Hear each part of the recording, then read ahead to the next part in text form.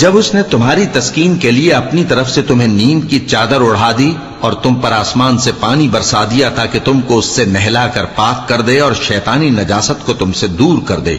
اور اس لیے بھی کہ تمہارے دلوں کو مضبوط کر دے اور اس سے تمہارے پاؤں جمائے رکھے،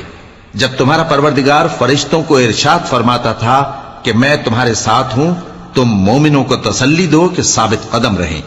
میں ابھی کافروں کے دلوں میں روب و ہیبت ڈالے دیتا ہوں، سو ان کی گردنیں اڑا دو اور ان کی پور پور توڑ دو۔ یہ سزا اس لیے دی گئی کہ انہوں نے اللہ اور اس کے رسول کی مخالفت کی، اور جو شخص اللہ اور اس کے رسول کی مخالفت کرتا ہے تو اللہ بھی سخت عذاب دینے والا ہے۔ یہ مزہ تو یہاں چکھو اور یہ سمجھ لو کہ کافروں کے لیے آخرت میں دوزخ کا عذاب بھی تیار ہے۔ اے اہل ایمان، جب میدان جنگ میں کفار سے تمہارا مقابلہ ہو تو ان سے پیٹھ نہ پھیر